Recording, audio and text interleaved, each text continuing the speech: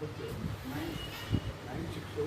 నెల 9వ తేదీన అఖిల భారత స్థాయిలో కేంద్ర ప్రభుత్వం మోడీ సర్కారు తీసుకొచ్చినటువంటి 4 లేబర్ కోడ్స్కు వ్యతిరేకంగా జాతీయ స్థాయిలో సమ్మె జరగబోతుంది.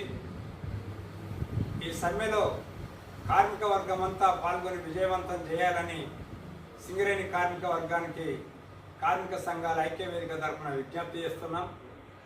ఎందుకంటే 70 ఏళ్ల స్వతంత్ర భారతదేశంలో ఏదైతే కార్మిక వర్గానికి రక్షణగా నిలబడ్డటువంటి 44 కార్మిక చట్టాలని 29 చట్టాలుగా చేసి 29 చట్టాలని 4 లేబర్ కోడ్స్గా తీసుకురావడం జరిగింది.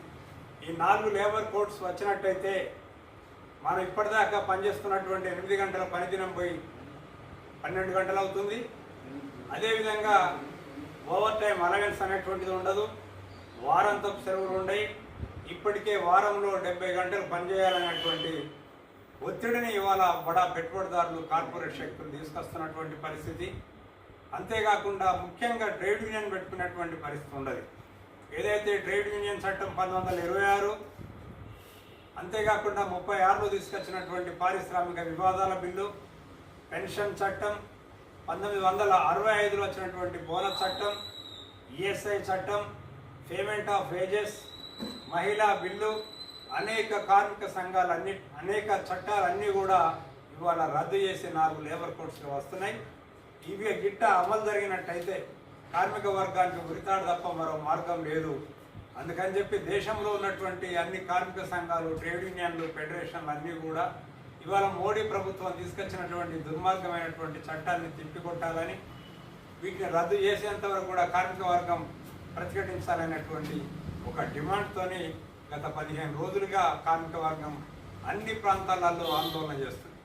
అలాగే సింగరేణిలో కూడా కార్మిక సంఘాల ఐక్యవేదిక గత 15 రోజుల నుంచి కూడా పెద్ద ఎత్తున సమావేశాలు నిర్వహిస్తుంది, ప్రచారం నిర్వహిస్తుంది.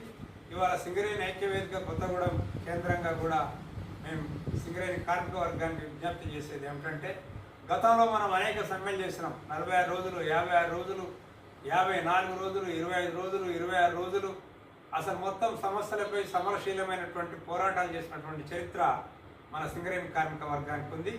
కనుక మోడీ దూకుడుని ఆపాలంటే చెంపపెట్టుగా జూలై 9న జరిగేటువంటి సమ్మెలో సింగరేణి కార్మిక వర్గం అంతా కూడా ఖచ్చితంగా మీ వాయిస్ను, మీ గొంతును వినిపించాలి. మోడీ ప్రభుత్వం మార్చుకునేదాకా ఈ ఐక్య పోరాటాలలో కలిసి రావాలని చెప్పి సింగరేణి కార్మిక వర్గానికి, సింగరేణి కార్మిక సంఘాల ఐక్యవేదిక తరఫున మరోసారి విజ్ఞప్తి చేస్తాం.